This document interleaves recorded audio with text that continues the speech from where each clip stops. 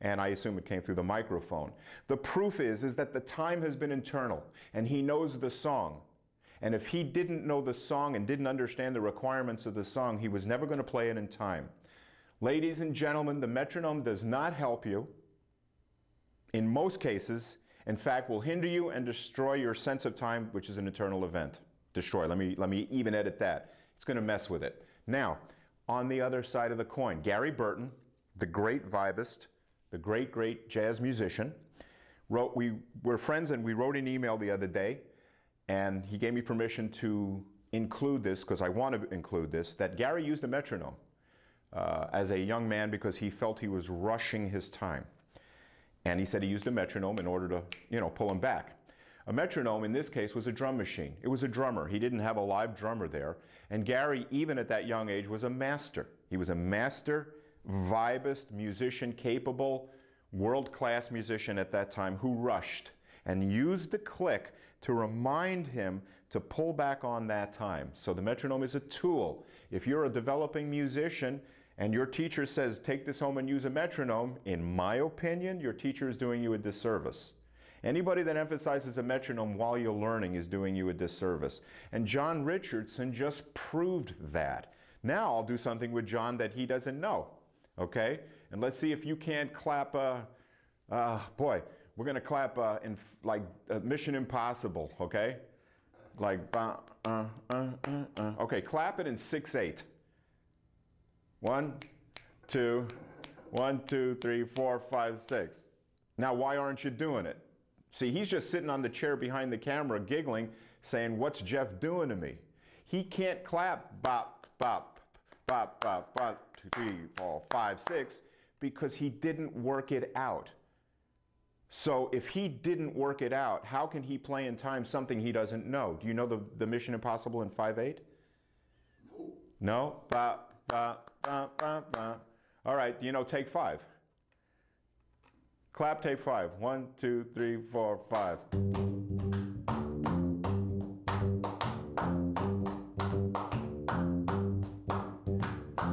Okay, perfect. This is unrehearsed. This is just something I wanted to do with somebody who did not prepare for this event.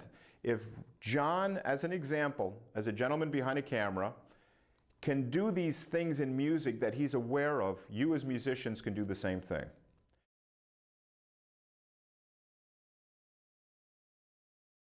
How to practice. You practice out of time. You practice slowly. You don't practice, of course, with a click. You practice regarding information and you teach yourself little by little. It's how it's done with everything. It's how it's done in law. It's how it's done in medicine. It's how it's done in any field, in any art, in any endeavor. There is a slow learning curve, and that picks up after a while. Here's some proof, I think, to support that. A lot of musicians who have not learned how to read or have not taken that 1 year or so, because reading and developing your playing as a learning musician is more or less about a year-long event, to then demystify music so that you can start to pick up tempo. Because you don't want to learn music slowly all your career, it would be too frustrating. But 6 months a year is a great time to demystify most of the information in music to then allow you to learn what I would call the real meat and potato elements of music, the truly informative elements. So in that time, you want to play slowly and out of time. And I suppose the proof of that is if there are any of you watching this who have not learned music in an academic, proper way, and you're playing sort of the same licks, sometimes for 20-ish years. If you have not gotten better, you're probably not going to get any better unless you do something to change, let's say, the direction and the manner in which you play and learn. That is best solved. People often ask this question, what is the best way to learn? And the best way to learn is, the answer is not something that people really want to hear. Best way to learn is to take a while and learn slowly at a time until you can get it in time. Subdivide rhythms, learn harmony, learn music away from the instrument and also on the instrument. That's the way a musician solves the puzzle of music. If you're into the blues, you can do that at home with records. If you're into rock, you can do that at home with records. CDs, you can learn a lot of the artful end of music without going to a music school. You go to music school to learn music factually. Go to a teacher factually. You go to somebody who will offer you factual information. That's how you learn. And that's what you ought to do as a part of your day. See, the day is allowed to be divided up into the jam part of the day. I'm listening to my favorite bands part of the day. There's things you need to look into. You know, if I'm in business, I have to deal with the books, and I have to deal with the inventory, and I have to deal with the rent and customer service and the whole list of things. As a musician, we have to deal with several items at the same time. The instrument, the notes on the instrument, how do I articulate them? And these are the things that makes a musician get better and grow in music.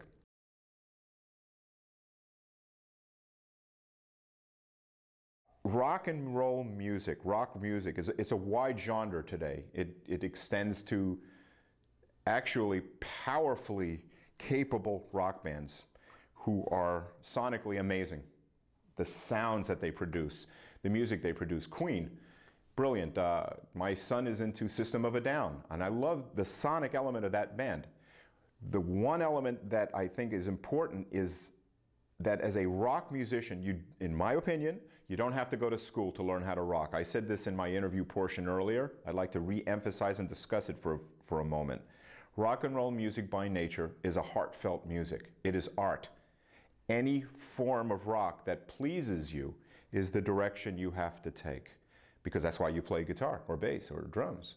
You play to represent some feeling inside of you. So I'm 100% with that, and by stating you never want to compromise that. You never compromise the music you love. Yet, as a learning musician, to go to a school or buy the accoutrements of rock and roll education, whatever they may be, in my opinion, is not going to get you what you want. In my opinion, you don't go to school to learn how to rock. You don't study so-called academic elements of rock.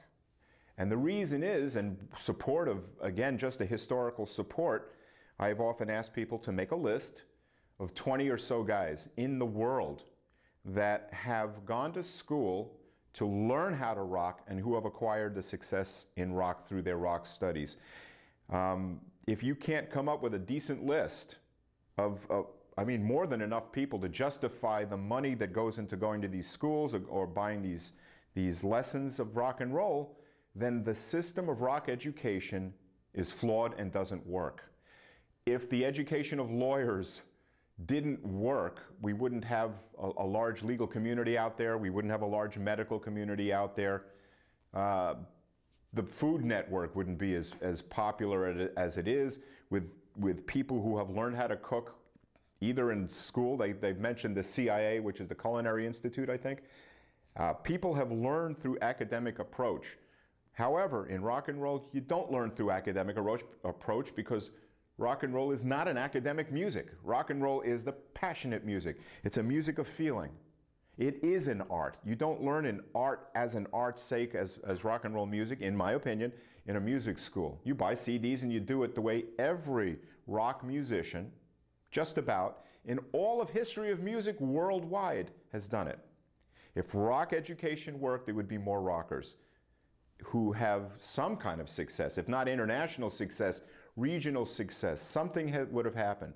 But I've looked and seen that most successful players in rock and roll did it on their own because rock is a music that does not get acquired in a classroom. There are two lives all musicians can have, and the two lives are an art life and an academic life.